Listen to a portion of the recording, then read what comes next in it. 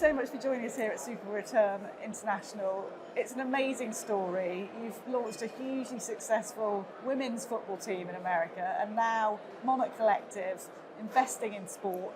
Where does this passion come from? And let's hear all about your story. Yeah, I mean, the passion was really authentic. I had a completely different job when I sat in the stadium with my 3 daughters, my husband and parents in 2015 at the Women's World Cup Finals in Vancouver. And I think the passion comes for building communities that bring us together versus divide us. And candidly, I was a working mom in my late 30s who had spent my entire career investing and operating in tech, and I felt joy. And I just followed that joy, and that joy led me to trying to understand business and then figure out the role I could play. But it actually just started with having fun and appreciating community and kind of missing it. And you saw your daughters enjoying something and wanting to be part of something. And I think the follow-up to that was that you went to try and perhaps find them some kit to buy, and Yes. you saw, actually, it's not there, and we need to be looking at this as a potential opportunity. It actually kind of blew my mind. So it's 2015. 9 years ago, but not that long ago. And the stadium's packed. You have hundreds of millions of people watching this game in Vancouver. The US wins 5-1, Carly Lloyd goals, incredible. I went to 9 stores in Vancouver to find a football shirt for my daughter, couldn't find one. And then I came back to find content for this league I didn't know existed, couldn't find it. And so I thought to myself, if you had 90 minutes of a Gatorade commercial, or a Heineken commercial, and then you had no product in the store for 4 years, how would you know how big the market is? So that kind of just started my curiosity, but it just came from frustration that I couldn't spend money, which is what Americans try to do when they have fun. So other people feel curious about things, but they don't go and then found an amazingly successful football club. So tell me about what happened next. Yeah, I mean, I think in investing, particularly in the kind of investing I come out of, which is more venture capital and private equity, people talk about their curiosity driving them. But I think it's really important to realize, where is curiosity fleeting and where is it relentless? And my curiosity was relentless. And so for 3 or 4 years, I brought it up in every other conversation as small talk or cocktail talk.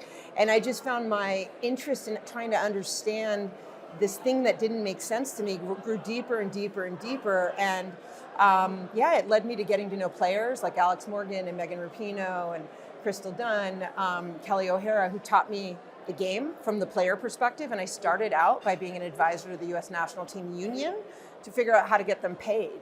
And then I learned quite a lot from the head of the union, Becca Rue. And so I essentially then talked to hundreds of other people to just understand why people would tell me it wouldn't work, and to figure out what are the 1 or 2 simple things you had to kind of change to make it work. And it got really simple. It was butts and seats. If you think about it, women's football is 20 plus games a year. So you have 10 of them in your home stadium. So you've got to get tens of thousands of people to have fun 10 times a year. And that just didn't sound that hard to me. And that's how Angel City Football Club came about. Yeah. And you talked there about getting to know the players. At the heart of what you were doing and building there, how important was that to you, and it being a sort of very genuine product that you were creating for those people that were going to be at the core of it? I mean, it was all I cared about. I had no thought, even a remote thought in the back of my mind, that I would start a women's football team with Julie Ehrman and Natalie Portman, and that 3 women would come together to do something and own 100% of a team that we then put capital into. But we started by owning 100% of it. But it started as authentically as something could start. It was an interest. It was a hobby. It was, an irritation. And I think a lot of people thought it was just my nonprofit side interest. And I always had an interest around gender equity and then racial equity. I think because it was so authentic, and I was just learning to learn, and I wanted to help. And I think we forget that actually the stuff that brings us joy, friendships, community, fixing something that you feel like is wrong in the world, it doesn't always need to be your full-time job. So because of that, it was just really authentic. And then I was quite surprised one day when Natalie Portman, who joined me in this pay equity fight in 2019, said, let's start a team. I mean, it actually shocked me, and I have a growth mindset. And I always say, well, the Queen of Star Wars said, let's start a team. Who are you to say no? Who am I to say no? And then she said, don't you know how to do this? And I thought, wow, I know how to do parts of it, right? I know how to find and talent, extraordinary talent, which is then we recruited our third co-founder in Julie Ehrman, and I know how to raise capital and I know how to understand and build P&Ls, but I'd never built a stadium. I'd never bid for a unique license to global entertainment IP. But it turns out one step foot in front of the other and all of these things are solvable. And now you have the most profitable, the most valuable women's football team in the US. Yes. And you've moved on to putting that into place with an investment company now, Monarch Collective, that's going to look at just investing in sports opportunities. Tell me about that and what your aim is there. Yeah, so I left a job I love to go start Monarch Collective with my partner Jasmine Robinson, who comes out of the 49ers in Bain and is extraordinary. It is the first fund that is exclusive in the world that's exclusively focused on only women's sports. And so last year we raised $150 million to invest in teams, leagues, and rights, and we're going to do very few things and try to do them very well with values-aligned partners who really will value having people around the table who can hire talent, get in front of sponsors, think through rights models, and where we live and breathe this stuff, 80 hours to 100 hours a week. With the idea that women's sports, while it's becoming globally recognized, it's still a small market, and there's just a lot of work required to build P&Ls, to build excellence, to build a global presence.